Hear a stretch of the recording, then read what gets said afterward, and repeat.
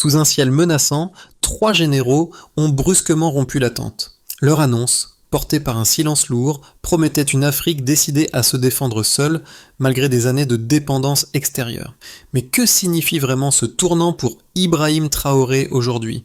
Une nouvelle ère s'esquisse peut-être. La promesse d'une autodéfense régionale paraît ambitieuse, mais elle repose sur un pari risqué. Transformer un espace longtemps traversé par des crises en un bloc capable de répondre seul aux menaces immédiates.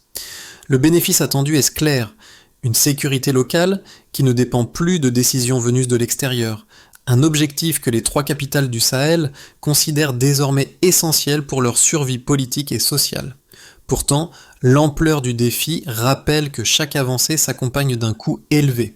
Les sanctions internationales pèsent sur les budgets militaires, les équipements manquent et la capacité de déployer rapidement les troupes reste fragile malgré l'objectif affiché des 5000 hommes mobilisables. Cette fragilité peut-elle réellement soutenir une stratégie de long terme ? La mise en place d'une force conjointe représente donc autant un engagement qu'un pari sur l'avenir. Si les promesses sont tangibles, routes sécurisées, premières patrouilles, décisions prises sur place, les limites structurelles demeurent. L'enjeu n'est plus seulement militaire, mais stratégique. Prouver que cette autonomie émergente peut se traduire en stabilité durable. Les premiers signaux concrets du changement apparaissent dès 2023, lorsque la force conjointe annonce le déploiement de 5000 soldats capables d'intervenir en moins de 72 heures. Cette révélation, passée presque inaperçue hors du Sahel, marquait en réalité un tournant majeur dans la manière dont la région s'organise face aux menaces persistantes. Elle répond aussi, de manière implicite, aux interrogations soulevées par des figures comme Ibrahim Traoré, qui défendent depuis longtemps une souveraineté opérationnelle fondée sur la réactivité locale. Dans un contexte où le Sahel était traditionnellement géré à distance, cette capacité nouvelle crée une rupture. Pendant des années, les opérations de sécurité dépendaient de partenaires extérieurs, souvent lents à intervenir et guidés par des priorités géopolitiques éloignées des besoins des populations locales.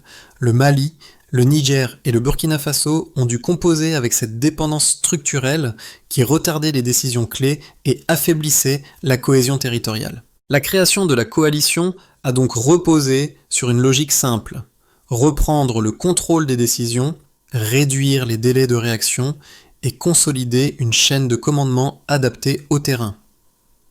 Les patrouilles coordonnées sont devenues une réalité, les missions communes ont permis de couvrir des zones longtemps jugées inaccessibles et l'apparition d'une dynamique d'autodéfense a encouragé une remontée progressive du moral des troupes. Cependant, ce changement n'a rien de linéaire. Les obstacles logistiques, l'effet des sanctions économiques et la rareté du matériel créent des frictions constantes. Les militaires de terrain témoignent d'un manque persistant de ressources essentielles, véhicules, ravitaillement, équipements de communication. Malgré cela, la coalition avance, portée par un sentiment renouvelé d'autonomie stratégique. Au-delà des chiffres et des annonces officielles, ce moment de révélation montre surtout qu'un déplacement profond est en cours. Les décisions ne sont plus dictées depuis l'extérieur, mais prennent forme là où les enjeux se matérialisent réellement. Et c'est précisément cette inversion du rapport de force qui renforce la portée du moment présent. Au cœur de cette dynamique nouvelle, les premiers acteurs visibles ne sont pas les chefs d'état-major, mais les unités de terrain chargées de tester la solidité de la coalition. Dès les premiers mois, plusieurs patrouilles communes sont déployées le long de routes autrefois considérées comme trop dangereuses pour assurer une présence militaire continue. Leur mission paraît simple: tenir un axe, protéger un convoi, sécuriser une zone stratégique où les populations locales attendaient depuis longtemps un retour de l'ordre. L'un des cas les plus parlants surgit dans un camp situé non loin de Bamako. Un jeune caporal, habitué aux ordres venus de loin et aux délais interminables, explique avec sobriété que les décisions opérationnelles se prennent désormais sur place. Cette autonomie nouvelle, encore fragile, transforme son quotidien. Les patrouilles partent plus vite, les priorités sont définies selon les réalités du terrain, et les échanges entre unités des 3 pays deviennent plus fluides. Il s'agit d'un changement subtil mais déterminant qui façonne une collaboration bâtie sur la confiance opérationnelle plutôt que sur des directives imposées. Dans d'autres zones, les effets se manifestent de manière plus discrète. Les villages situés à proximité des points de contrôle ressentent progressivement une amélioration. Les commerçants tentent de rouvrir, les trajets entre marchés deviennent moins hasardeux et les habitants commencent à envisager une forme de normalité. Ce ne sont pas encore des transformations spectaculaires, mais elles signalent que l'autodéfense régionale peut produire des impacts concrets, même avec des ressources limitées.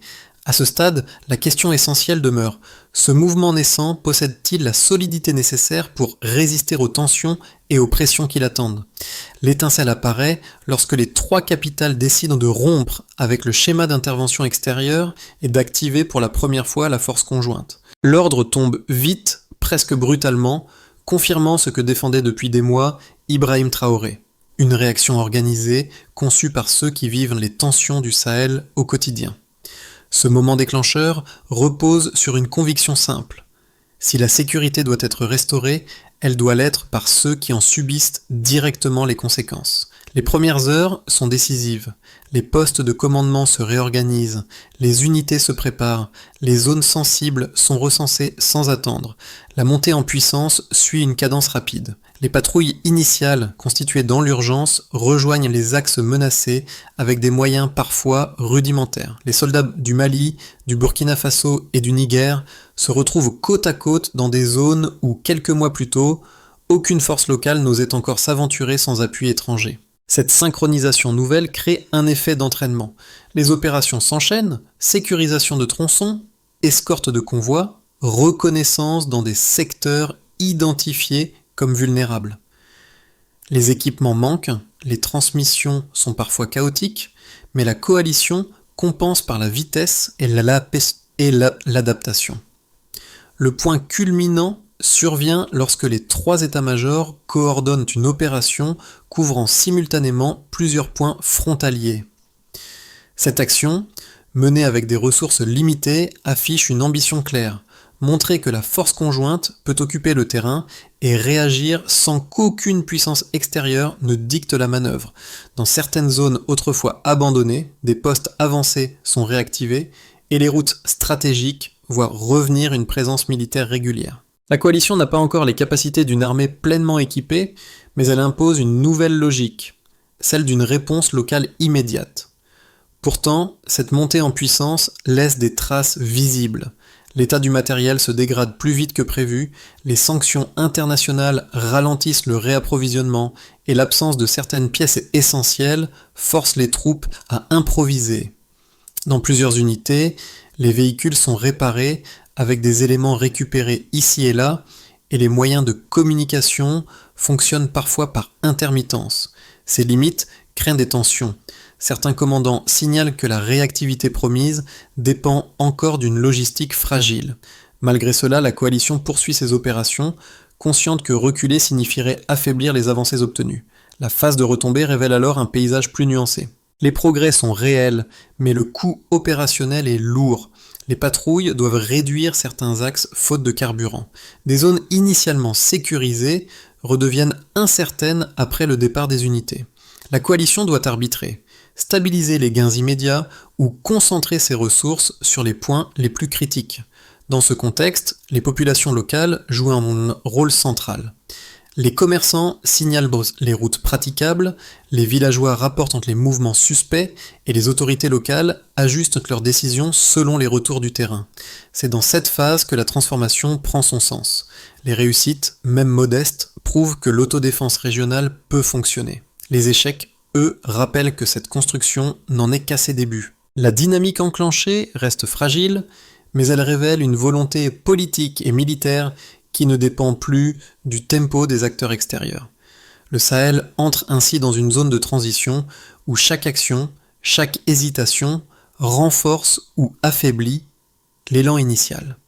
La progression réelle de la coalition apparaît d'abord à travers une ligne de base claire. Avant la création de la force conjointe, plusieurs segments frontaliers restaient pratiquement inaccessibles, et les unités locales peinaient à maintenir une présence continue au-delà de quelques heures. Les opérations dépendaient largement d'appuis extérieurs, souvent retardés par des procédures complexes. La situation initiale est donc simple, une défense fragmentée, une mobilité restreinte et une capacité de réaction limitée. C'est à partir de ce point initial que la dynamique va évoluer. Le premier indicateur quantifiable est celui du déploiement des 5000 soldats annoncé dès 2023. Cet effectif, bien qu'imparfaitement équipé, permet de couvrir plus de zones critiques en simultané. Ce chiffre montre une volonté d'occuper le terrain malgré une logistique fragile. La coalition n'a pas atteint une autonomie totale, mais elle a franchi un cap essentiel, disposer d'une force mobilisable sur décision locale et déployable rapidement. Cette transition marque le passage d'un modèle d'attente passive à un modèle d'intervention immédiate. Le deuxième indicateur découle de cette montée en puissance une amélioration de 40% des zones protégées, notamment le long des frontières vulnérables. Cette augmentation reflète une extension progressive des routes sécurisées. Ce pourcentage traduit un gain de terrain obtenu malgré d'importantes contraintes matérielles. Les rapports de terrain indiquent que les points de contrôle sont mieux coordonnés et que certaines routes auparavant fermées sont de nouveau praticables en journée. Le écart observé confirme que la coalition est capable de produire des résultats visibles même lorsque les moyens sont limités. Le troisième indicateur permet d'évaluer la vitesse de réaction, un élément central de la stratégie nouvelle. L'objectif initial prévoyait une intervention dans un délai de 72 heures après l'activation d'une alerte. Ce seuil illustre une ambition de réactivité difficile à atteindre en contexte sanctionné. La réalité du écart est plus nuancée. Si certaines unités parviennent à s'organiser dans ces délais, d'autres peinent encore à suivre en raison d'un manque d'équipement et de l'usure rapide du matériel. Les transmissions, parfois instables, compliquent la coordination et obligent les troupes à improviser. Malgré cela, le principe même d'une réaction locale reste une avancée majeure par rapport au modèle précédent, fondé sur des décisions extérieures souvent trop lentes. Ces trois chiffres ne suffisent pas, à eux seuls, à dessiner l'ensemble du tableau. Ils servent néanmoins de repère pour comprendre la trajectoire de la coalition. Le déploiement massif montre un engagement stratégique que peu d'observateurs jugeaient réaliste quelques années auparavant. L'augmentation des zones sécurisées reflète une amélioration concrète du contrôle territorial. Quant au délai de réaction, même s'il reste irrégulier, il confirme que la région tente de se doter d'une capacité autonome de réponse aux crises. Ce panorama quantitatif s'accompagne toutefois de limites structurelles bien documentées. Les sanctions internationales ralentissent l'acheminement du carburant et des pièces mécaniques. Les équipements de communication souffrent d'une maintenance insuffisante. Certains véhicules, réparés avec des éléments de récupération, tombent en panne au moment le plus critique. Ces contraintes réduisent la portée réelle des progrès accomplis. Pourtant, malgré ces fragilités, la coalition maintient une dynamique de consolidation. Les succès, même partiels, prouvent que l'autodéfense régionale peut s'organiser et produire des effets mesurables. Les limites, elles, rappellent que la transition reste dépendante de facteurs logistiques, politiques et économiques qu'aucune opération militaire ne peut résoudre seule. C'est dans cet écart entre ambition et capacité réelle que se joue l'avenir de la sécurité au Sahel. Deux lectures opposées s'affrontent lorsqu'il s'agit d'évaluer la solidité de l'Alliance du Sahel. La première met en avant les résultats immédiats, une force qui, malgré ses ressources limitées, parvient à déployer des milliers de soldats, à sécuriser certaines routes et à rétablir des points de contrôle jadis abandonnés. Selon cette vision, la coalition a déjà prouvé sa capacité à agir vite, à coordonner des patrouilles transfrontalières et à répondre aux besoins urgents des populations locales. Les défenseurs de cette position soulignent que l'augmentation de 40% des zones protégées constitue un signal clair de la transformation engagée. Si la région a pu réouvrir des marchés, relancer des trajets commerciaux et réactiver des axes essentiels, c'est bien grâce à cette dynamique interne d'autodéfense. La seconde lecture insiste au contraire sur les fragilités. Les moyens matériels sont insuffisants, l'approvisionnement est entravé par les sanctions et certaines unités peinent à atteindre les délais de réaction annoncés. Les rapports de terrain rappellent que de nombreux véhicules sont réparés avec des pièces de récupération, que les communications tombent régulièrement en panne et que certaines zones sécurisées redeviennent vulnérables dès que les troupes doivent se repositionner. Pour cette analyse, la coalition repose sur un équilibre précaire menacé par les tensions internes, les divergences de priorités et une infrastructure militaire encore loin d'être consolidée. Face à ces deux arguments, une réponse nuancée s'impose. Les progrès observés ne peuvent être niés. Des missions communes ont été menées, des routes ont été reprises et des zones autrefois incontrôlables sont de nouveau accessibles. Toutefois, ces réussites s'inscrivent dans un cadre logistique imparfait, où chaque avancée dépend d'une improvisation permanente et d'un effort collectif soutenu. Les deux lectures décrivent en réalité deux facettes d'un même processus, une coalition déterminée mais encore fragile, une ambition claire mais contrainte par les limites matérielles et la pression extérieure. L'enjeu désormais est de savoir si cette dynamique saura se stabiliser avant que les contraintes ne rattrapent l'élan initial. Un basculement discret s'opère. Ce point charnière apparaît lorsque les unités de terrain, jusque-là contraintes par un matériel limité, commencent à intégrer une logique de décision locale beaucoup plus affirmée. Les commandants ajustent leurs priorités et en fonction des informations recueillies sur place, sans attendre des validations lointaines, et cette autonomie accrue transforme subtilement la dynamique opérationnelle. Ce changement répond d'ailleurs aux ambitions portées de longue date par Ibrahim Traoré, qui défend une chaîne de décision enracinée dans la réalité immédiate des zones sensibles. La révélation du point charnière ne vient pas d'une annonce officielle, mais d'une série de petites ruptures, patrouilles redéployées plus vite, coordination transfrontalière plus fluide, villages autrefois isolés retrouvant un contact régulier avec les forces de sécurité. Cette réorganisation silencieuse crée une impression nouvelle. La coalition n'agit plus seulement en réaction, mais commence à anticiper. Dans certaines zones frontalières, les habitants signalent que les trajets vers les marchés redeviennent possibles, même si la situation reste fragile. Ces indices modestes constituent pourtant une bascule stratégique. La coalition prouve qu'elle peut influencer le rythme du terrain, et non plus simplement y répondre. Les effets concrets de la coalition apparaissent différemment selon les groupes concernés, révélant une transformation à plusieurs vitesses qui doit encore prouver sa solidité. Pour les populations locales, les changements les plus visibles se manifestent dans la reprise progressive de certaines activités essentielles. Là où les routes étaient coupées ou trop risquées, les trajets vers les marchés redeviennent possibles à certaines heures, même si la prudence reste la règle. Des villages isolés retrouvant une forme de continuité administrative grâce au passage plus fréquent des patrouilles. Cette amélioration partielle, encore fragile, est perçue comme un signe que l'autodéfense locale peut réellement avoir un impact direct. Les habitants constatent que les décisions se prennent désormais plus près d'eux, conformément à la logique défendue depuis longtemps par Ibrahim Traoré, qui mise sur une souveraineté opérationnelle enracinée dans le terrain. Pour les décideurs nationaux, les répercussions sont plus stratégiques. La coalition devient un outil politique permettant de prouver que les États du Sahel sont capables de gérer eux-mêmes leur sécurité. Les gouvernements y voient une occasion de réduire la dépendance envers les puissances extérieures et de revendiquer un rôle régional plus affirmé. Toutefois, cette autonomie affichée s'accompagne de responsabilités accrues, l'entretien du matériel, la formation des troupes et la coordination interétatique exigent des ressources que les États peinent parfois à mobiliser.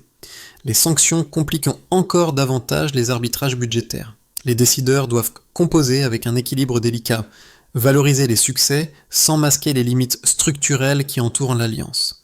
Du côté des forces de sécurité, les effets sont immédiats et contradictoires. D'un côté, le moral remonte grâce à la multiplication des patrouilles et à la reprise de certains axes qui redonnent une utilité concrète aux unités locales. Les soldats témoignent d'une plus grande cohésion entre les troupes des trois pays et d'une meilleure compréhension des réalités communes. De l'autre, la pénurie de pièces mécaniques, l'usure rapide des véhicules et les problèmes de communication craignent une pression opérationnelle constante. Les unités doivent souvent improviser pour maintenir l'avantage acquis, ce qui limite la capacité à consolider durablement les avancées. Enfin, pour les acteurs extérieurs et la communauté internationale, les répercussions sont observées avec prudence. Certains voient dans cette coalition un modèle émergent d'autonomie régionale susceptible d'inspirer d'autres zones en crise. D'autres s'inquiètent d'une possible dégradation si les États du Sahel ne parviennent pas à surmonter leurs contraintes logistiques.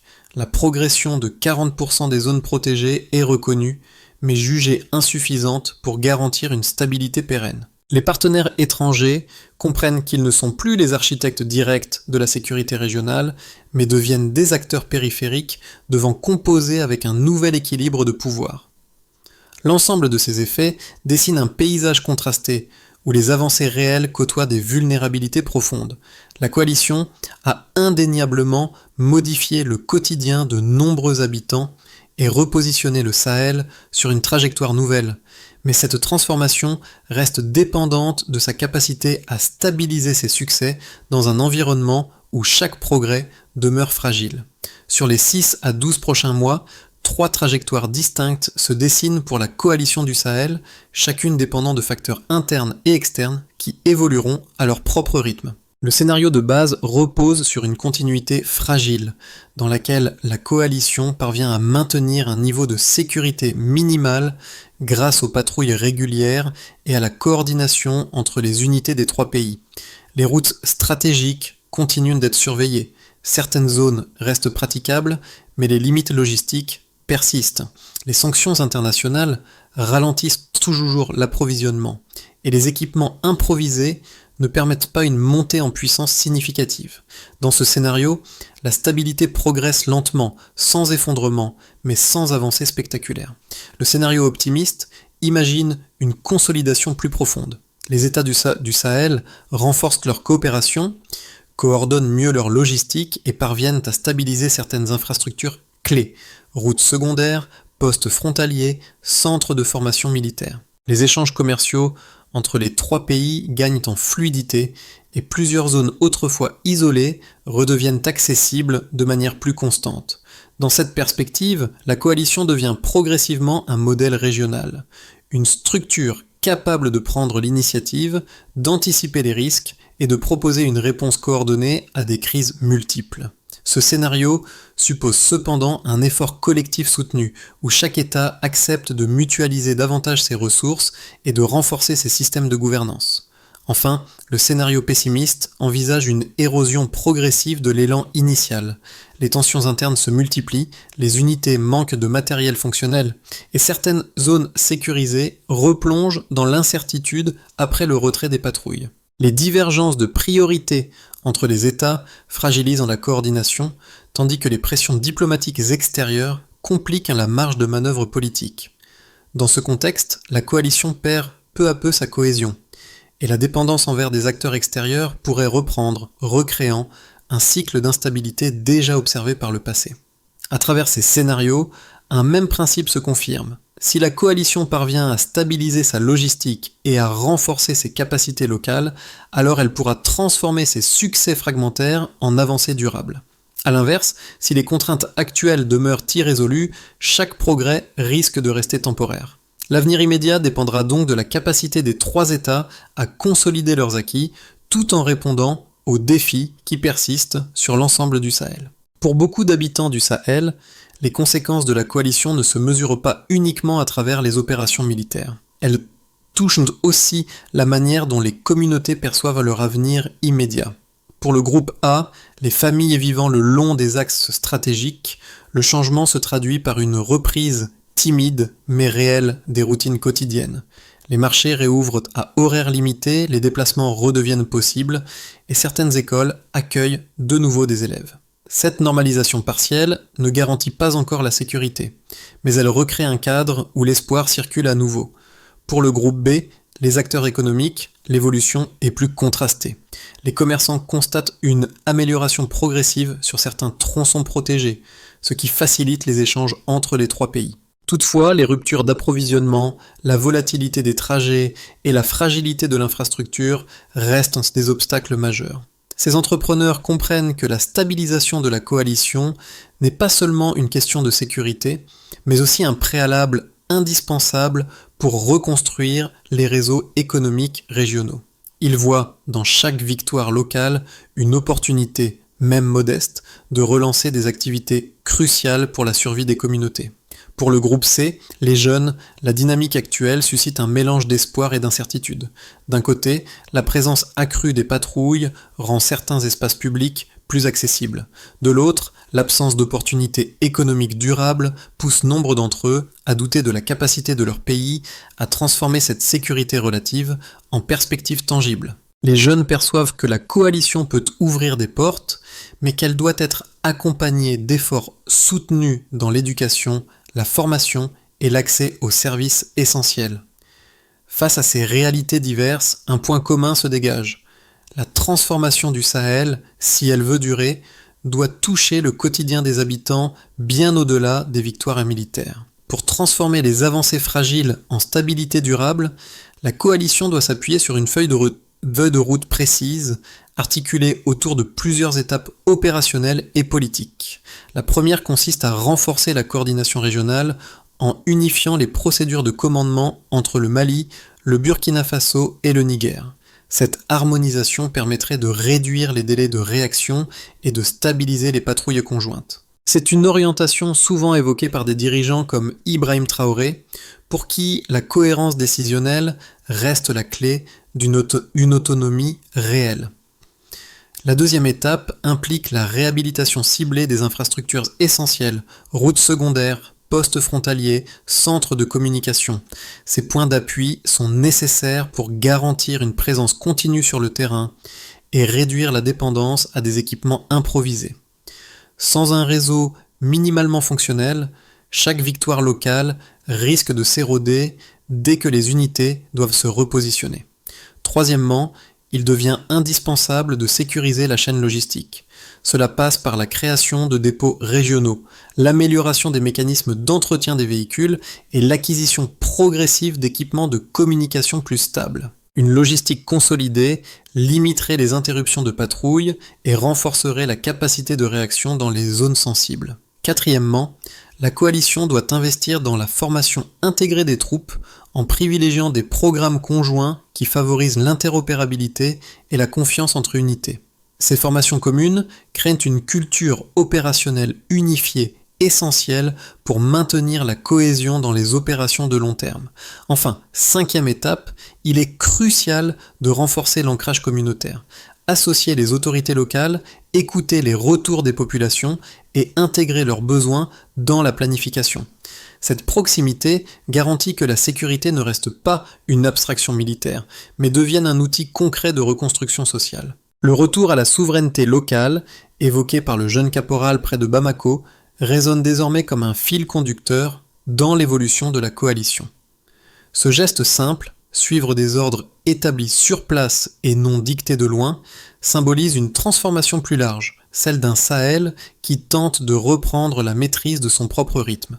Les décisions portées par des dirigeants comme Ibrahim Traoré s'inscrivent dans cette même logique, où chaque action locale consolide un peu plus l'idée d'une autonomie vécue et non simplement proclamée.